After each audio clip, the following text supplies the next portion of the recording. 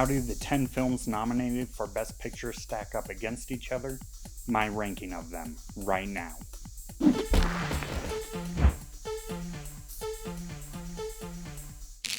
Welcome to Resta Reviews, I'm Daniel, and today I'm going to be ranking the 10 movies nominated for Best Picture at the 98th Academy Awards, from my least favorite to my favorite. Thankfully, the batch of nominees this year were quite strong, I thought. I would have swapped out a couple of the films here and there, but for the most part, I'm very pleased with what got nominated. Let me know down in the comments how you would rank the 10 films if you've seen them all, and let's get started. Number 10, F1. Reuniting much of the Top Gun Maverick team and starring Brad Pitt, F1 is one of the crowd pleasers among the nominees. It features a classic underdog story set in the world of racing, with Pitt as a veteran racer partnering with a young hotshot in order to help a team run by one of his old friends. Director Joseph Kosinski keeps the film brisk and exciting, backed up by exceptional editing and sound design. His film has some of the best car racing scenes I've seen since Ford v Ferrari. F1 is a bit bloated at 2.5 hours, and some of the sections feel more like a music video than a movie. Brad Pitt and Kerry Condon also lack chemistry together despite being very good individually. Despite my issues with it though, F1 is often very entertaining. Number 9, Frankenstein. Guillermo del Toro's Frankenstein adaptation is often grand and features a standout performance from Jacob Elordi as the creature. The first half can be a bit sluggish, but once the film focuses more on the creature, it becomes way more engaging. From costumes to production design to makeup to cinematography, Frankenstein is full of great craftsmanship. Mia Goth's costumes alone look more expensive than anything that I've ever bought.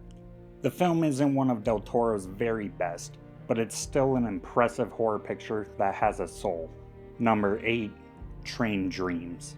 Train Dreams is a quiet but powerful film by Clint Bentley that follows the life of a railroad worker. That man is beautifully played by Joel Edgerton. William H. Macy also stands out in a small but memorable role.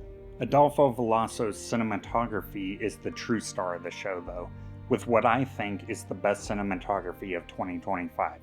Many of the frames in Train Dreams could be hung right on a wall. Bentley's film meanders a bit, but it still grabbed a hold of me. It managed to make me think of both the work of John Ford and Terrence Malick with its portrait of American history. Number 7, Begonia. Director Yorgos Lanthimos and Emma Stone re-teamed for their fourth feature together, Begonia, which is a remake of the South Korean film Save the Green Planet. Begonia has a killer screenplay by Will Tracy that's full of sharp dialogue and has 3 intriguing characters at its center. Jesse Plemons and Aiden Elbis are excellent as cousins who kidnap Stone's character, a CEO of a pharmaceutical company who they think is an alien. Lanthimos adds some of his signature oddball touches, but he mostly lets Stone and Plemons do the heavy lifting here. Their characters have a number of gripping arguments throughout the film. Begonia is an intriguing drama that tackles healthcare, conspiracy theories, and even beekeeping. Number 6, Sinners. From Dusk Till Dawn meets the 1930s blues scene with Ryan Coogler's Sinners. Michael B. Jordan excels as twin brothers Smoke and Stack, who open a juke joint, only for it to be attacked by vampires on opening night. Jack O'Connell is a standout as the lead vampire. Sinners also features one of the very best scenes of the year with the I Lied to You scene. It also has a great cast, music, costumes, and production design.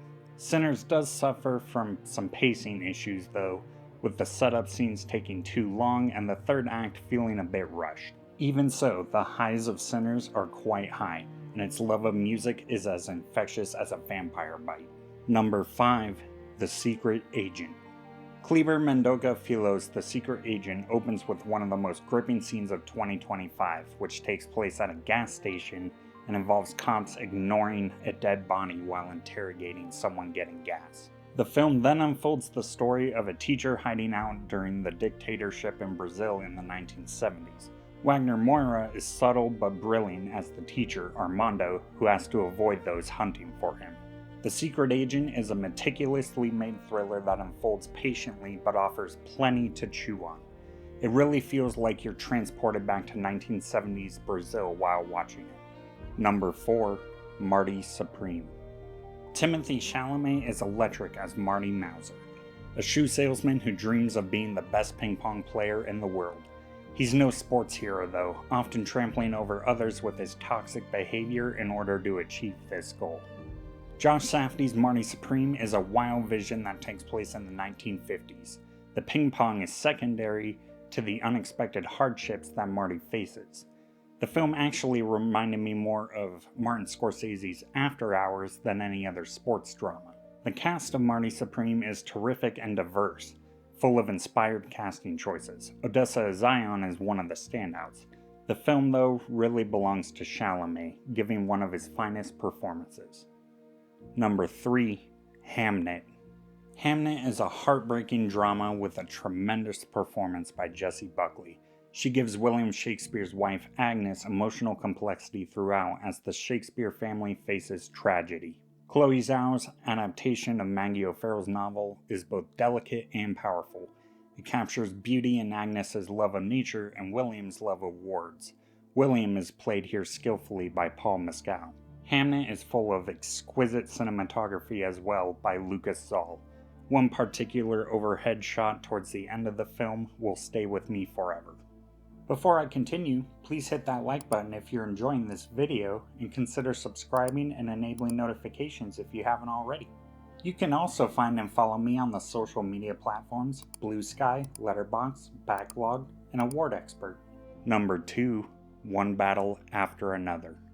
Paul Thomas Anderson's One Battle After Another is a timely and gripping look at the divisiveness in the United States. It tackles xenophobia, rebellion, and more heavy themes, but it also manages to have some hilarious moments. Part of that is due to Leonardo DiCaprio's performance, channeling his inner dude from The Big Lebowski. One scene of him on a phone is comedic dynamite. Sean Penn, Benicio del Toro, and Tiana Taylor are also great in the film. Anderson knows how to get the best out of his cast while telling his story of a father facing his past while rescuing his daughter.